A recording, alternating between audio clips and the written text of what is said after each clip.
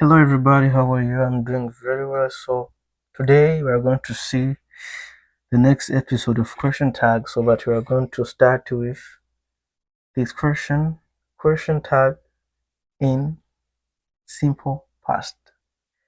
Do you know what is simple past? If you don't know it, so please go back in the previous video and watch all my video what is simple past. So then make a pause, go back in the previous video, learn how simple past is used in English. If you finish, please get back and let's keep on. Thank you. You are back. Remember very well the way I teach you that question tag is a big lesson. That's why I'm dividing it into many videos. So this video I will be teaching you question tag but in simple past. The first video was introduction. The second video was question tag with verb to be. The third video was question tag in simple present. Now I'm teaching you question tag in simple past. So please, let's see how we can use question tag in simple past. For that, the first question is going to be basic rule. So what is a basic rule?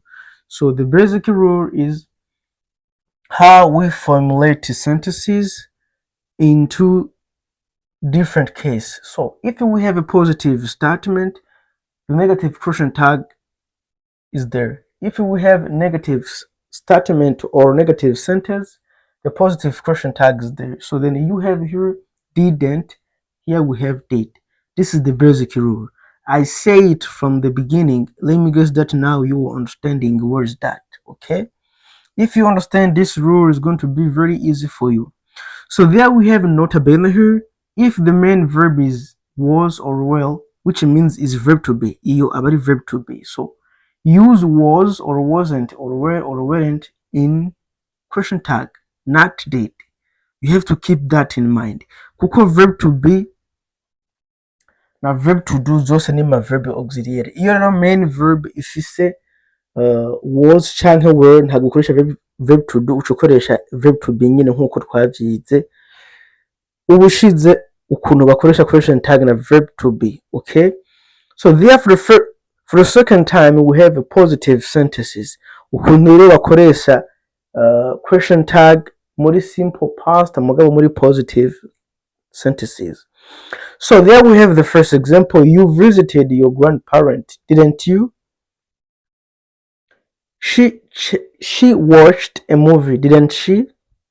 He finished his homework, didn't he? We enjoyed the trip, didn't we? They played football, didn't they? Very easy. Nimba mwarankurikiranye iki kigo muca mugitahura byoroshe.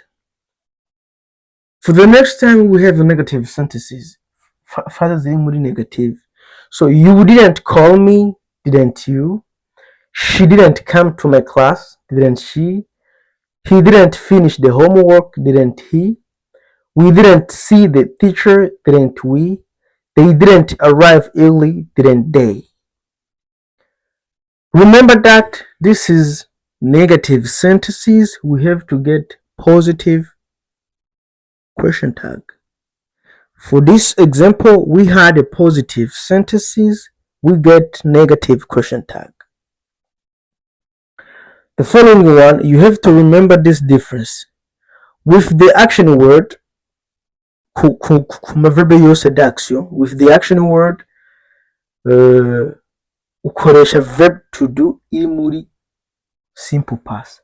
Nimba nkungaha dufise she worked yesterday, urabona ko iyi worked ni action word canke ni verb itari auxiliary. Urabona yuko iri muri simple past, ucokoresha muri question tag didn't she, okay? There we have they didn't study, did they study? No, I'm sorry. They didn't study, did they? Ndiko bitahuritse.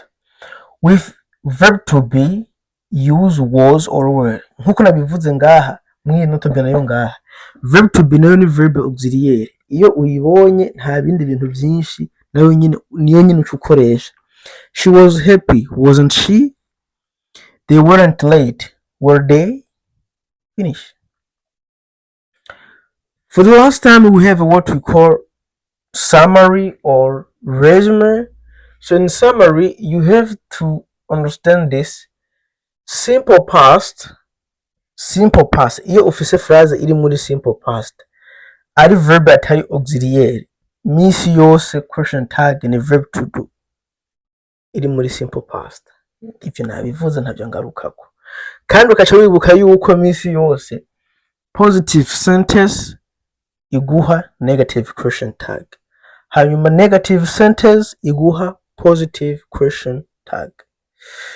Kuba francophone nabashiriyeko video, nabashiriyeko sous-titre ziri mu gifaransa zibafasha kuvyiga neza bitabagoye. Reka nizere yuko iki kigo kiriko kirabafasha. Bye bye, ciao ciao.